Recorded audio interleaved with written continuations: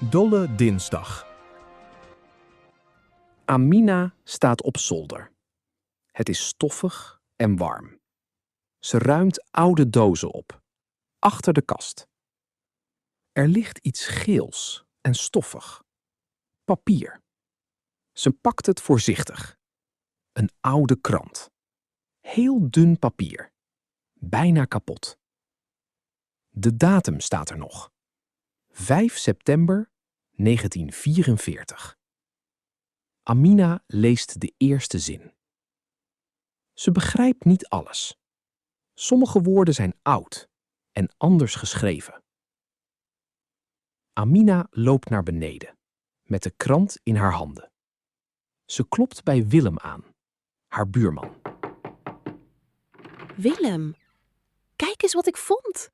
Achter de kast, op zolder. Willem pakt de krant voorzichtig aan. Hij zet zijn bril op. Zijn gezicht verandert. Dit is bijzonder, Amina. Heel bijzonder. Dit is van Dolle Dinsdag. Dolle dinsdag? Wat is dat? Willem gaat zitten. Hij wijst naar de stoel naast hem. Kom, ga zitten. Dit is een verhaal. Amina gaat zitten. Ze luistert. Het was oorlog. Nederland was al jaren bezet door de Duitsers. Op 5 september 1944 hoorden mensen op de radio nieuws. Antwerpen was al bevrijd, dat was echt waar. Maar de minister-president zei ook iets anders. De geallieerden waren de Nederlandse grens al overgestoken. Overal in het land hingen mensen de Nederlandse vlag buiten. Zelfs mensen die dat niet mochten, deden het toch. Mensen dansten op straat. Ze zongen liedjes. Kinderen renden buiten rond. Amina glimlacht. Dat klinkt heel mooi. Ja, het was een bijzonder gevoel. Na jaren van angst, ineens hoop. Mensen dachten, morgen zijn we vrij. Wat gebeurde er met de Duitsers? Sommige Duitse soldaten raakten in paniek. Ze pakten hun spullen en vluchtten naar Duitsland. Ook Nederlanders die met de Duitsers samenwerkten, vluchtten mee. Amina kijkt hem aan. Dus het was echt bijna voorbij? Willem kijkt naar de grond.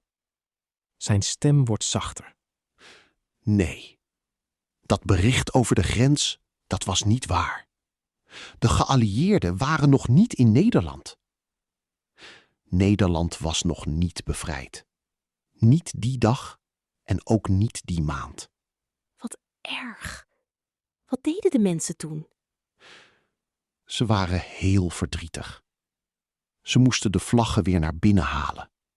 De hoop was weg.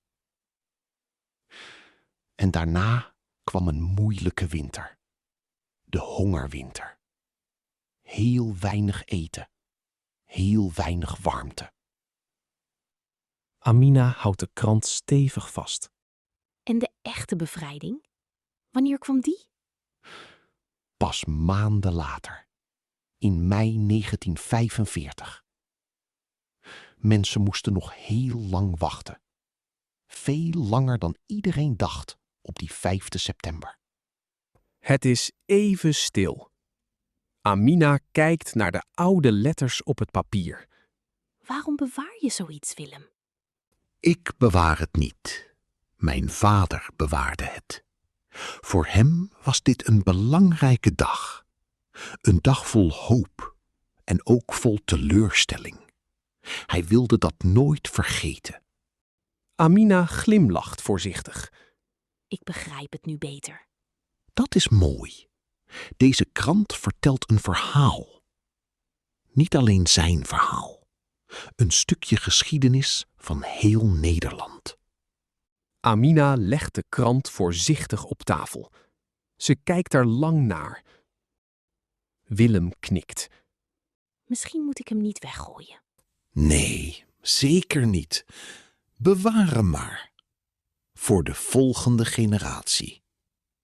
Zodat zij ook weten wat hier is gebeurd. Amina pakt de krant weer op. Ze houdt hem nu anders vast. niet als oud papier, als iets waardevols.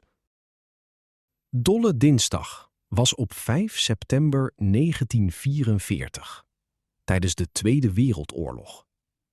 Antwerpen was toen echt bevrijd. Maar er ging ook een fout bericht rond: dat de geallieerden de Nederlandse grens al waren overgestoken. Dat was niet waar. Nederlanders dachten dat de bevrijding heel dichtbij was, maar moesten nog lang wachten. Deze dag laat zien hoe groot de hoop op vrijheid was en hoe moeilijk de laatste oorlogsjaren waren.